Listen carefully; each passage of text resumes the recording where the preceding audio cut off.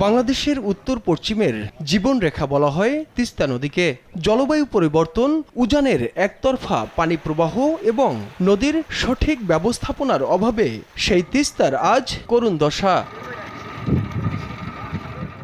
শুষ্ক মৌসুমে পানিহীন মরুভূমি আর বর্ষা মৌসুমে ভয়াবহ বন্যা ও নদী ভাঙন, এমন নানা সংকট মোকাবেলায় তিস্তা নদীর সম্মিলিত ব্যবস্থাপনা বা তিস্তা পরিকল্পনা বাস্তবায়ন বিএনপি সরকারের অন্যতম অগ্রাধিকার।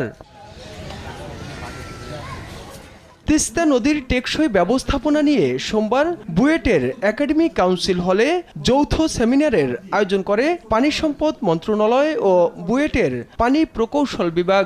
ইমিডিয়েটলি বন্যা নিয়ন্ত্রণের কাজটা এবং নদী ভাঙনের কাজটা শুরু করা যেতে পারে। তিস্তাপাড়ের মানুষের দীর্ঘদিনের সংকট ও দুর্ভোগ লাঘবে দ্রুত টেকসই উদ্যোগ নেয়ার আহ্বান দুর্যোগ ও ত্রাণমন্ত্রীর। সেই তিস্তাপাড়ের হাহাকার যখন আমরা দেখি, আমরা জনপ্রতিনিধি, আমরা রাজনীতিবিদ, আমরা সেই জায়গাটাকে অ্যাড্রেস করতে চাই। তাদের হাহাকার থেকে কত তাড়াতাড়ি আমরা মুক্ত করে আনতে পারবো। পানি সম্পদ মন্ত্রী শহীদুদ্দিন চৌধুরী এনি বলেন, বিগত সরকার দেশের স্বার্থবিরোধী নানা সিদ্ধান্ত নেয় তিস্তা নিয়ে প্রয়োজনীয় উদ্যোগ ও প্রকল্প বাস্তবায়ন সম্ভব হয়নি।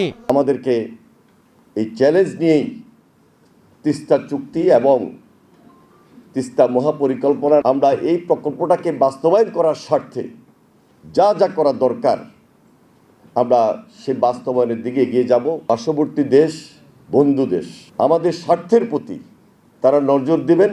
আমাদের সঙ্গে তাদের বন্ধুত্বের সম্পর্কের অবনতি হোক, এটা কখনো আমরা চাই না। পানি সম্পদ মন্ত্রী বলেন, তিস্তা মহাপরিকল্পনা দ্রুত বাস্তবায়ন হলে উত্তরাঞ্চল একদিকে যেমন প্রাকৃতিক দুর্যোগের হাত থেকে রক্ষা পাবে, তেমনি গুরুত্বপূর্ণ অবদান রাখবে দেশের সার্বিক জিডিপিতে।